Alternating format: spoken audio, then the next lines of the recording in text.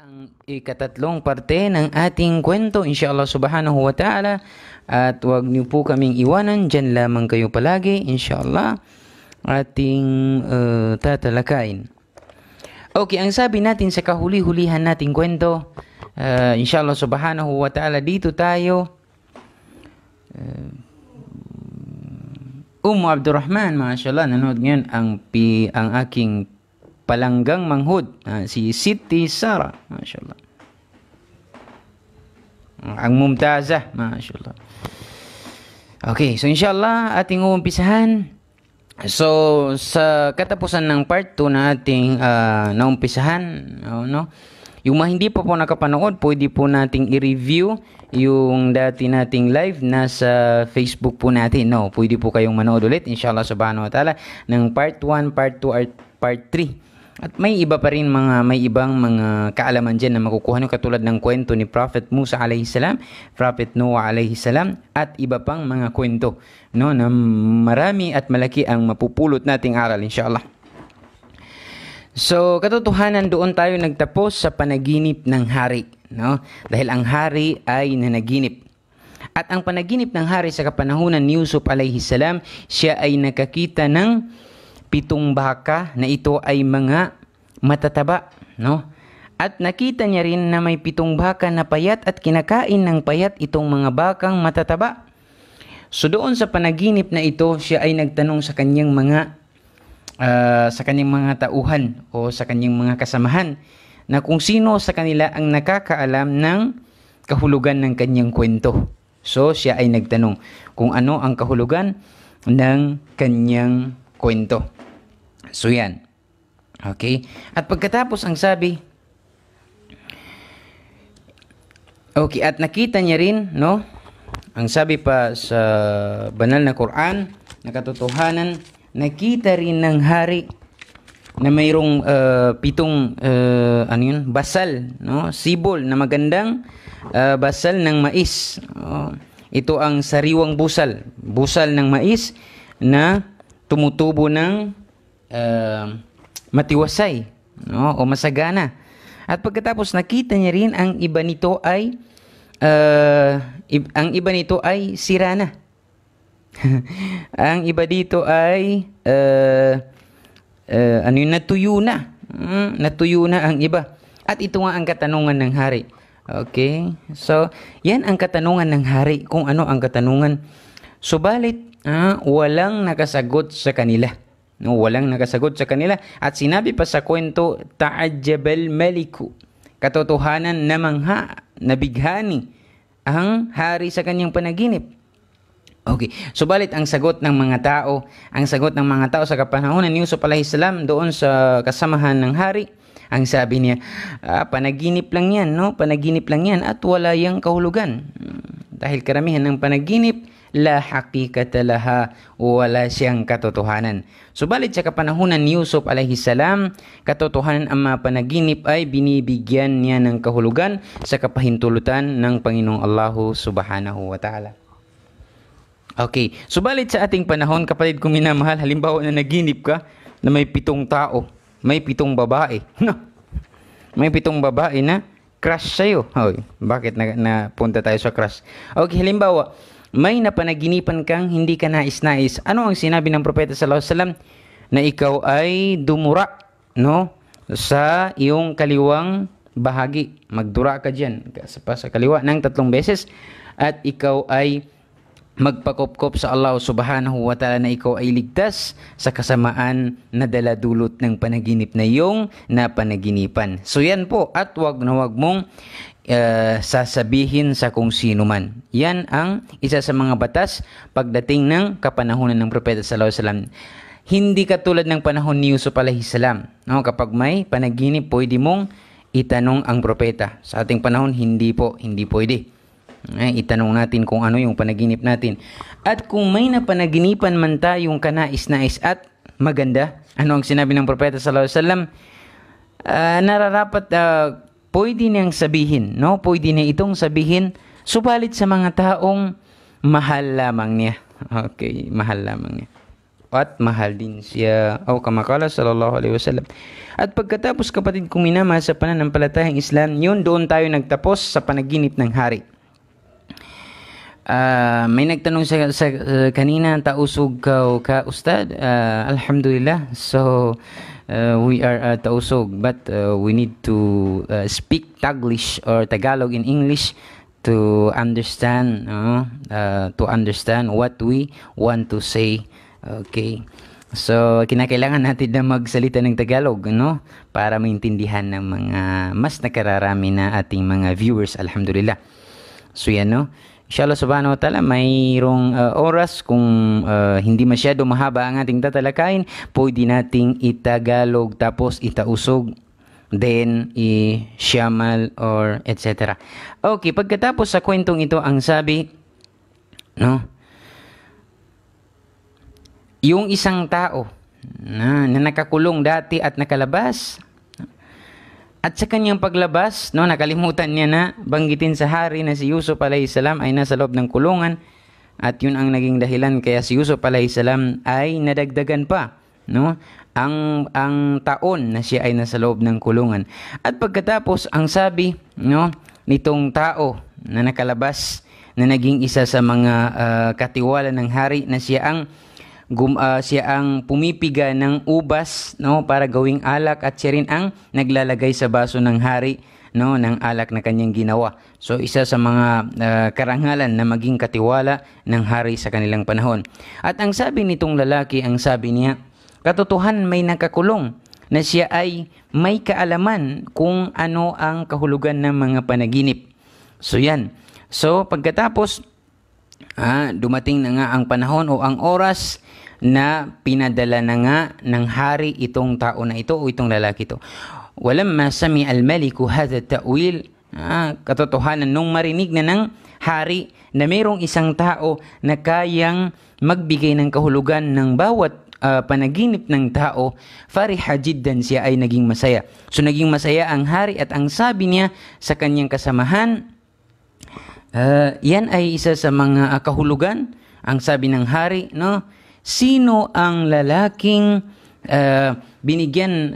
sino ang lalaking may karunungan o kaalaman, no, na maghahatid sa atin ng balita kung ano ang aking panaginip. At ang sabi ng lalaki na isa sa mga katiwala ng hari na naglalagay ng alak sa kanyang baso o sa kanyang tasa, ang sabi dito, hadha Yusuf as-Siddiq, siya si Yusuf. Sinagot niya ang hari, ito nga ay si Yusuf alayhi salam, ang makatotohanang tao.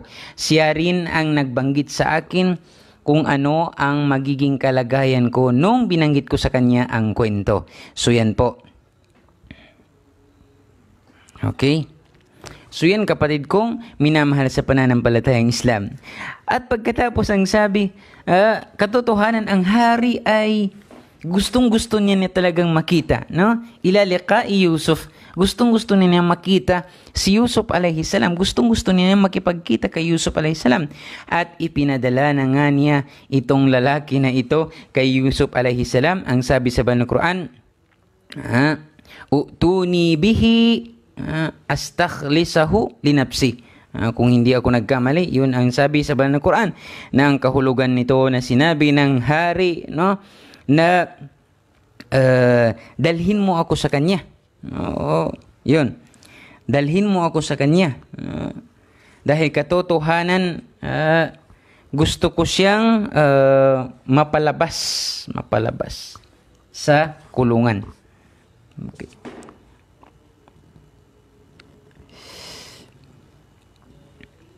Okay, no? So yun, ang sinabi ng hari ng Egypt. Mashallah, no? Itong kwento natin ay nahango sa kapanahunan ni Yusuf alayhi salam nung siya ay nanirahan sa Egypt.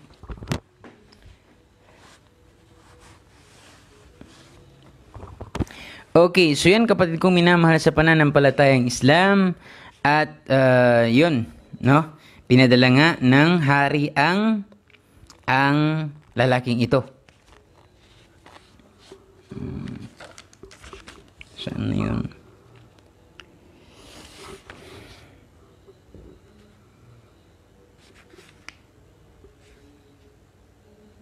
Okay, ang kahulugan atuni bihi, ibig sabihin ay dalhin mo siya sa akin, no? Dalhin mo siya sa akin. Okay. Ngunit, no, dumating ang panahon na yaon nung sinabihan na siya ng lalaking ito, no, ng lalaking ito. Walamma jaa ar-rasulu ila Yusufa wa qala lahu innal malika yad'uka. Nung dumating na nga itong lalaki na ito na nagdala ng mensahe ng hari, no, ar-rasul.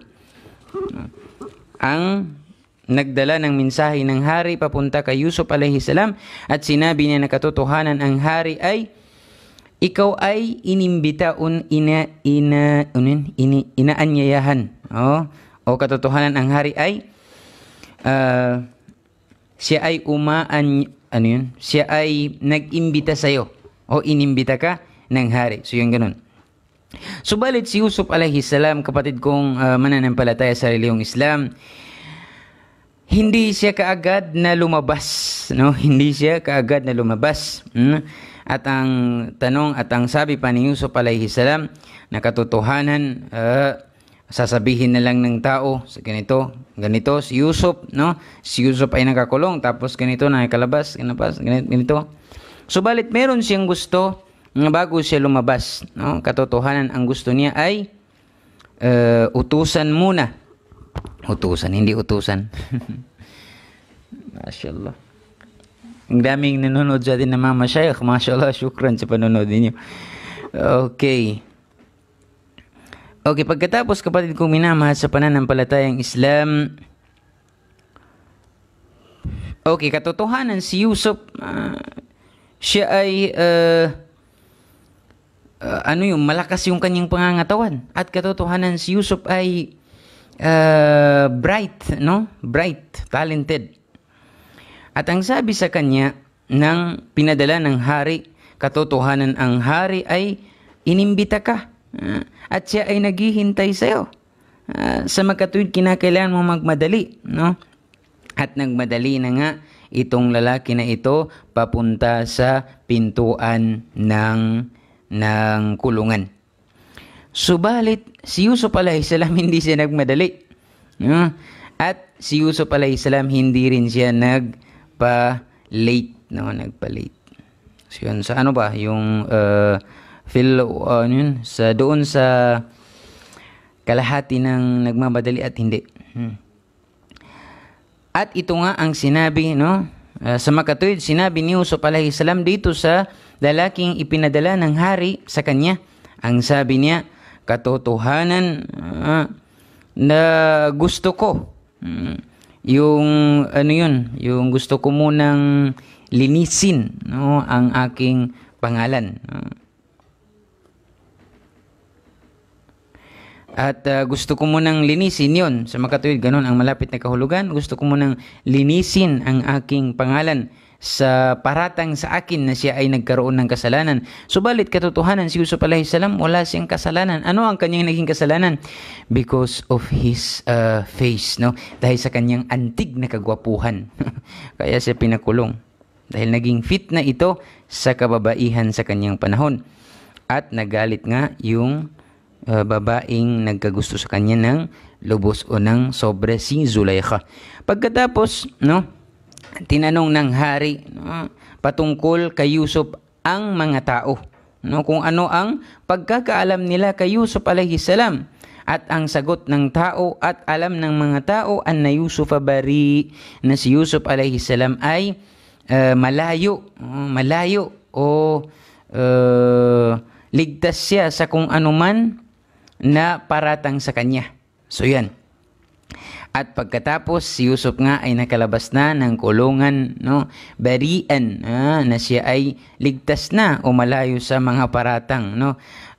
At wa akramahul maliku, at katotohanan na siya ay tinanggap ng maganda, katotohanan maganda ang pagtanggap sa kanya ng hari. Allahu Akbar. So yan. So nakalabas na po dito sa kwento na ito, medyo summarize po tayo, no? At dito sa kwentong ito ay nakalabas na po ang Prophet Yusuf alayhi salam. Mainit. Sobra dito, no? So yan po, nakalabas na si Yusuf alayhi salam. Doon sa kanyang paglabas, kapatid kong mananampalataya, no, ang sabi dito sa kwento, nakatotohanan na si Yusuf alayhi salam na alam niya kung ano ang tinatawag na amana. Ano ang amana? Yun ang tiwala, no? Tiwala. Ang sabi niya, katotohanan na si Yusuf alayhi salam, alam niya na ang amana, no? Ang amana, kunti lamang sa mga tao ang sa buhay nito. Ibig sabihin, konti lang sa tao ang sumasabuhay ng tinatawag na amana, yung mapagkakatiwalaan. Ibig sabihin, karamihan sa tao ay hindi mo sila mapagkakatiwalaan. Lalong-lalo na dito sa halimbawa pera o lupa o kung ano na. Minsan kasi ang mga tao ay nabibighani sila sa pera, no? Kahit alam nila na hindi sa kanila, ay gagamitin nila ito pang personal. So isa ito sa mga kamalian at kasalanan na dapat hindi mangyari sa isang Muslim. Kinakailangan natin na may katangian tayo na sinabi natin kanina, al-amana, no? Yung mapagkakatiwalaan. Okay, at alam ni Yusuf na katotohanan, karamihan sa mga tao ay sila ay sumisira sa mga pinagkakasunduan, no? At katotohanan, si Yusuf kitang-kita niya o alam niya na ang mga tao ay sinisira nila yung kung ano man na ipinagkatiwala sa kanila ng Allah subhanahu wa ta'ala, katulad ng pera, no? Yun, sinisira nila ang tiwala ng Allah subhanahu wa ta'ala. Ibig sabihin, ginagamit nila kahit hindi sa kanila. At nakita din ni Yusuf alayhi salam na katotohanan na ang lupa, no, o ang mundong ito, na karamihan sa mga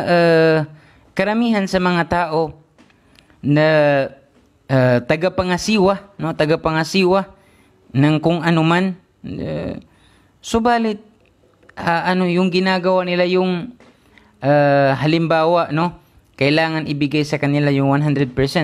Pero hindi nila ibinibigay yung 100%, bagkus ay ginagawa lamang nila o ibinibigay lamang nila ang 50%. At yung iba ay kinukuha nila para sa kanilang personal na interest. So yan, kapatid kong minamahal sa pananampalatayang Islam.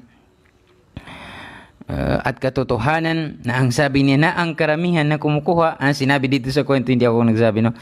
Karamihan sa kumukuha ng mga karapatan, ito ang mga tinatawag na mga pinuno, no? Mga pinuno. Bakit? Li'annahum la yakhafuna Allah.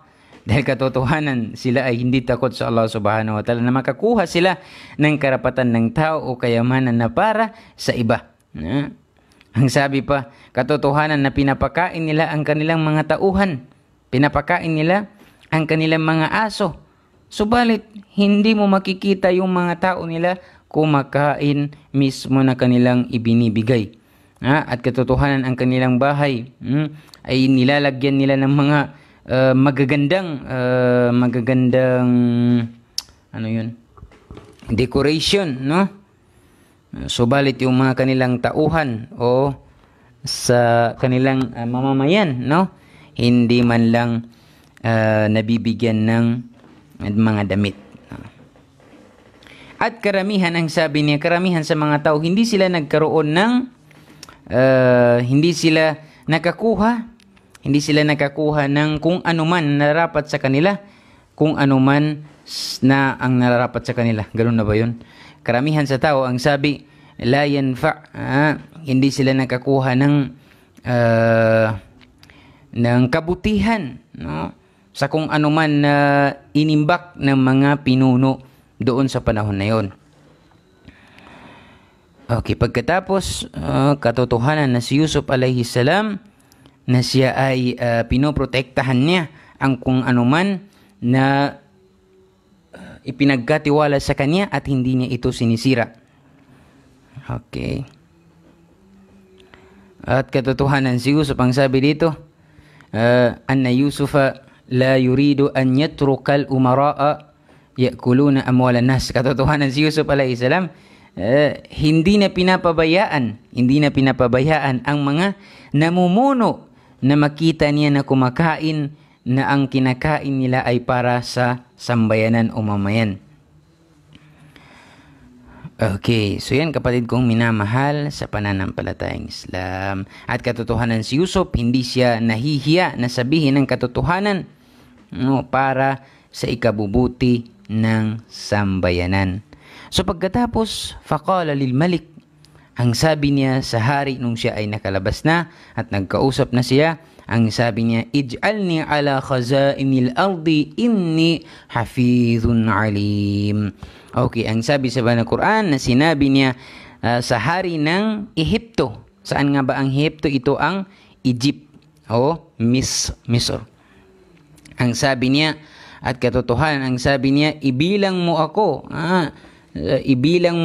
o gawin mo ako bilang taga pamahala ng lahat ng mga imbakan ng pagkain. So yan ang hiningi o hiniling ni Yusuf alayhi salam sa haring ito, na siya ay italaga o gawing isa sa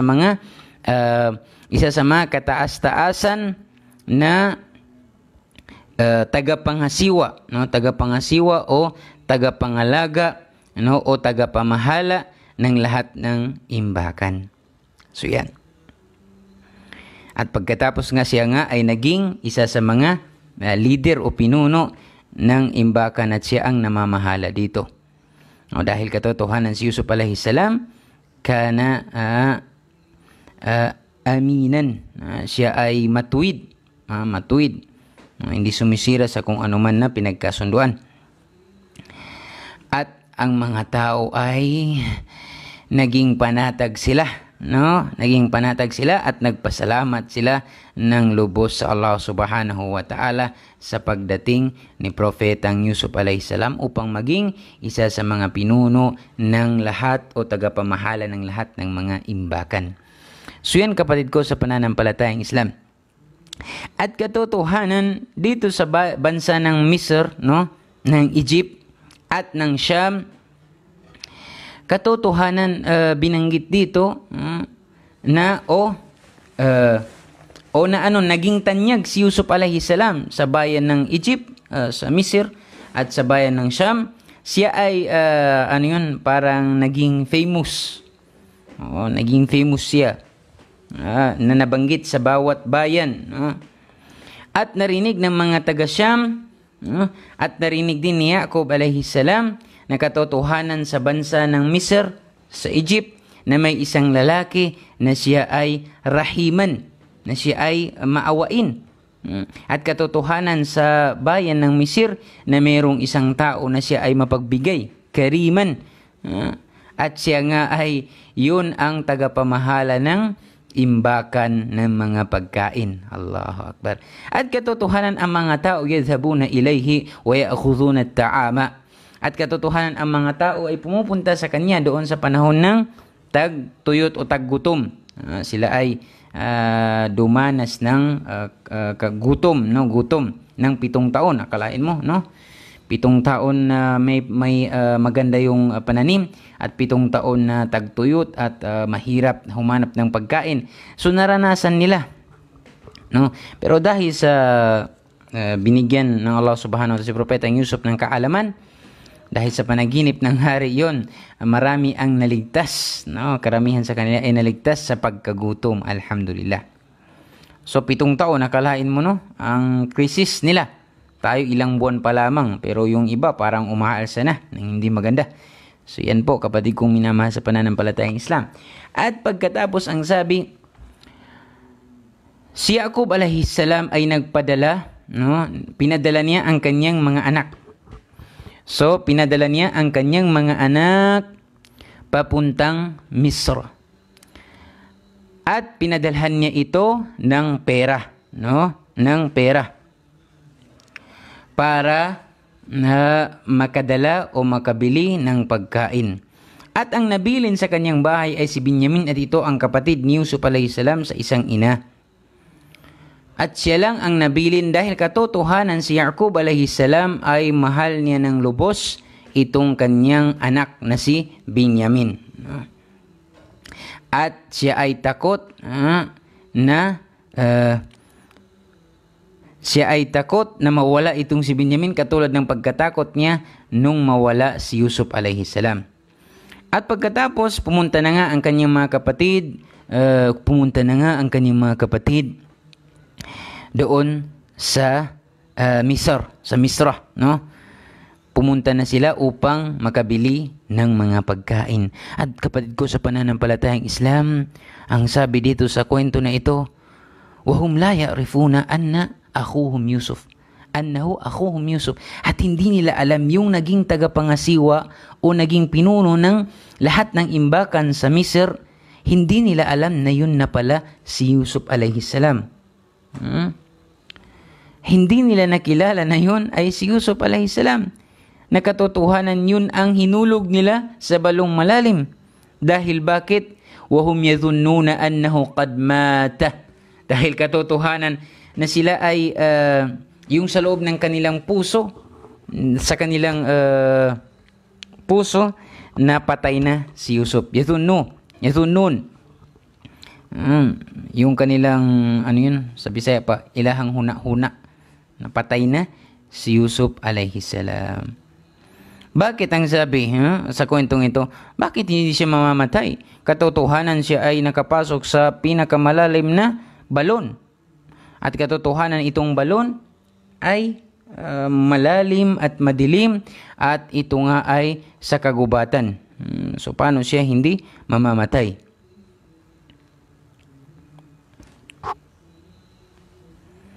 At pagkatapos, kapatid kong minamahal sa pananampalatayang Islam, so katotohanan nakapasok na nga ang kapatid ni Yusuf alayhi salam. Sila ay fadakhalu alayhi. Sila ay nakapasok na. Katotohanan sila ay nakilala ni Yusuf alayhi salam. Subalit sila hindi nila na nakilala ang kanilang kapatid na si Yusuf alayhi salam. La ya'rifunahu walakinnama ankarahum Yusuf bal arafahum. Katotohanan si Yusuf alayhi salam hindi nagalit sa kanila. Allahu Akbar. Kahit na nakita na niya ang kanyang mga kapatid, hindi siya nagalit. Kahit alam niya at naaalala niya kung ano ang ginawa sa kanya nung siya ay bata pa lamang, hindi siya nagalit, hindi siya nagalit. Mashallah, ganito dapat ang Muslim. At katotohanan, alam ni Yusuf alayhi salam anna haula'i humul ladzina alquhu fil bi'ri. Katotohanan, alam ni Yusuf na itong mga taong ito, itong mga kapatid niya, sila yung humulog sa kanya sa loob ng balon. Alam yun ni Yusuf alayhi salam. At alam niya rin na itong mga tao na ito, sila yung gusto na patayin ako. Walakin Allah, subalit ang Allah subhanahu wa ta'ala, pinoprotektahan niya ako. Ang sabi ni Yusuf alayhi salam. Subalit, walakin na Yusuf, lam yakul lahum shay'a. Hindi siya wala siyang sinabi kahit ano sa kanyang mga kapatid. Allahu Akbar. So yan, wala siyang sinabi kahit ano sa kanyang mga kapatid. So yan, kapatid kong minamahal sa pananampalatayang Islam. Pagkatapos dumating na nga yung panahon na sila ay nagkaharap-harap na. At kinausap na sila ni Propetang Yusuf alayhi salam. Ano ang sabi ni Yusuf alayhi salam? Qala lahum min ayna antum? Ang sabi niya, kayo ay galing saan? Galing saan kayo? At ang sabi naman ng mga taong ito, galing kami sa Kanaan, At itong Kanaan ay malapit lamang siya sa Damascus. So, Allahu alam, tingnan lang natin sa mapa yung Kanaan. I-type lang natin kung saan itong Kanaan. Okay, ang sabi nila, galing kami sa Kanaan. At tinanong naman sila ni Yusuf alayhi salam, Man abukum? Sino ang tatay ninyo? At ang sagot nila, Yaqub bin Ishaq bin Ibrahim alayhimus salatu wassalam. Ang sabi nila, anak kami ni Yaqub, na anak ni Ishaq, na anak ni Ibrahim alayhimus salam. At tinanong sila ni Yusuf. Ang sabi ni Yusuf alayhi salam, hal lakum akhun akhar? Meron ba kayong ibang kapatid? Ang sabi nila, oo, may kapatid kami na ang pangalan niya ay si Binyamin. Ang sabi niya, bakit hindi niyo kasama? No? Hindi niyo kasama na pumunta dito. Ang sabi niya, dahil katotohanan, ang aming tatay, hindi niya gusto na mahiwalay ang kanyang anak na si Binyamin dahil mahal na mahal niya ito at hindi niya kaya na mapalayo sa kanya. At ang sabi sa kanila, bakit hindi niya gusto? No? Siya ba ay nag-iisang anak na maliit? Ang sabi ng mga ito, ang sabi ng kanyang mga kapatid, hindi. Ang sabi niya, hindi. Subalit, meron siyang kapatid. Yung si Binyamin, ang sabi niya, may kapatid siya at ang pangalan ay si Yusuf. Na si Yusuf, zahaba ma'ana, na nung siya ay bata pa, no, siya ay sumasama, siya ay napasama sa amin. Ibig sabihin, tapos na yung pangyari. Siya ay napasama sa amin. No? Nastabik, watarak na Yusuf inda mata'ina, faakalahu zib. No? Siya ay napasama sa amin sa isang araw upang maglaro. Subalit siya ay nakalimutan namin dahil sa yung nasarapan kami ganon sa mga pagkain at sa aming paglalaro. At pagkatapos kinain siya ng lobo, wolf. ito yung sinabi ng kaniyang kapatid. Subhanallah, no? Akalain mo, hindi nila alam na yung kinakausap nila, yun na pala yung batang itinapon nila o inilagay nila sa balon at sabi nila na kinain daw ng lobo. Subhanallah, no? Wadahika Yusuf fi nafsihi walakin lam yakul shay'an. Subhanallah, no? At napatawa nga si Yusuf alayhi salam, no? Napatawa, wadahika. Ibig sabihin, tumawa si Yusuf alayhi salam fi nafsihi, sa kanyang sarili. Subalit hindi siya nagbanggit ng kung anuman. At ang sabi dito, katotohanan na si Yusuf alayhi salam, gustong-gusto niya nang makita ang kanyang kapatid sa isang nanay na si Binyamin. No, Binyamin. Gustong-gusto niya na itong makita. Okay.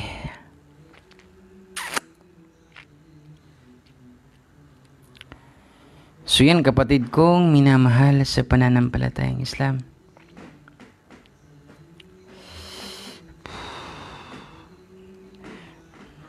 So hanggang dito na lang siguro tayo, no?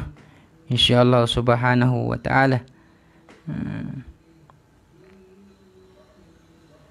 Okay. So yan, kapatid kong minamahal sa pananampalatayang Islam, pwede nating dagdagan, no? Dagdagan natin inshallah subhanahu wa ta'ala.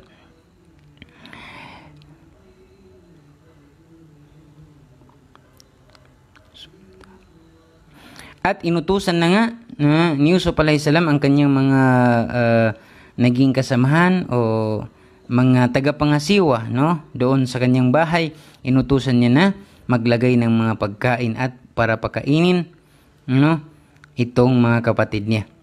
At ang sabi pa ni Yusuf alayhi salam, dalhin ninyo sa akin ang inyong kapatid, kapatid. At hindi na kayo makakakuha pa ng pagkain, no, kapag hindi niyo dinala sa akin ang inyong mga kapatid. Dito sa kwento na ito na binanggit sa Banal Quran, katotohanan na para lang makita niya, no, yung kanyang kapatid. So ito ay isa sa mga strategy ni Yusuf alayhi salam upang makita niya ang kanyang kapatid. So yan ang sinabi na sa kanyang kapatid. Waraja'u ila abihim wa akhbaruhu bil khabari wa qalu lahu arsil ma'ana akhana wa illa la najid khairan 'indal aziz. Ang sabi nga ng mga nung dumating na yung kapatid niya sa kanilang bayan, no, sa Kanaan.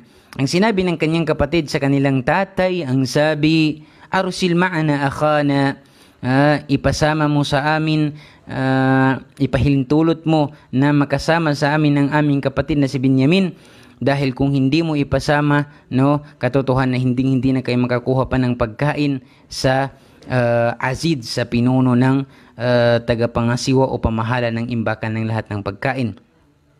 At hiningi nila nga ito kay Yaqub alayhi salam na ipasama ang kapatid na binanggit sa Quran, inna lahu lahafizun, katotohanan na kami na ang mamamahala o magpuprotekta sa aming kapatid na si Binyamin. Qala Yaqub, ang sabi ni Yaqub alayhi salam, ang sabi ni Yaqub alayhi salam na siya ay may pagkatakot, no, na baka matulad at mangyari din ang kanilang pinangako nung dalhin nila si Yusuf alayhi salam. So ganito rin. So natakot si Yaqub alayhi salam na baka ganito rin yung mangyari sa kanya. Ang sabi pa, hal nasitum qissata Yusuf? Nakalimutan niyo na ba ang nangyari kay Yusuf alayhi salam? Na ang sabi ninyo, poprotektahan ninyo siya. Subalit hindi niyo naman nagawa. Ang sabi niya, poprotektahan niyo ba si Binyamin katulad ng pagprotekta niyo kay Yusuf alayhi salam? Yun. At ang sabi, katotohanan ng Allah subhanahu wa ta'ala na siya ang mas pinakamainam na mabuti na magpuprotekta sa kung sino man na kanyang gusto. At sinabihan nila ang kanyang tatay para lang kanilang makumbinsi, no? Ang kanilang tatay ang sinabi, katotohanan itong hari na ito ay rajulun karim, na siya ay mapagbigay, no? Siya ay mapagbigay. At kahit nga yung pera namin hindi kinuha sa amin nung kami ay bumili ng bigas. Arsil ma'ana Binyamin. Katotohanan, arsil ma'ana. Ipasama mo na sa amin si Binyamin. At ang sabi sa kanila ni Yaqub alayhi salam, hindi ko ipapasama sa inyo, no, hanggat hindi kayo susumpa sa Allah subhanahu wa ta'ala na babalik kayo na kasama ninyo itong si Binyamin at hindi ninyo sisirain ang pangako ninyo. At itong mga kapatid nila ay sumumpa nga sa Allah subhanahu wa ta'ala. At ang sabi ni Yaqub alayhi salam sa kanyang mga anak, ang sabi niya, o kayong mga anak ko, huwag kayong papasok sa isang pintuan na kayong lahat magsabay-sabay. Bagkus kayo ay papasok sa mga pintuan na kayo ay magkahiwa-hiwalay. So yan.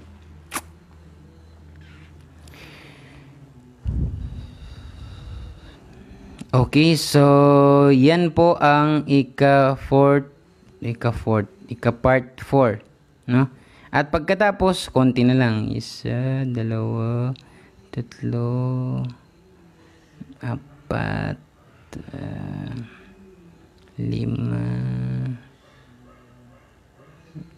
So yan. So inshallah sa next part ay tapos na po ang kwento natin kay Yusuf alayhi salam, no? So medyo malalim-lalim na rin ang gabi. So maraming salamat sa mga nanonood ngayon, mashallah, at sa makapanood pa, jazakumullahu khairan. So hanggang dito na lang po, no? Jazakumullahu khairan. Naway matanggapin ni Allah subhanahu wa ta'ala ang lahat ng ating pagsusumikap, at kung hindi man magkatugma ang pagbigay natin ng kahulugan sa wikang Tagalog, kayo na po ang bahalang umintindi, inshallah subhanahu wa ta'ala. Hanggang dito na lang. Ito ang inyong kapatid, no, kapamilya, kaibigan na si Abu Hanifa Ibn Abdul Jazi. Wassalamualaikum warahmatullahi wabarakatuh wa jazakumullahu khairan.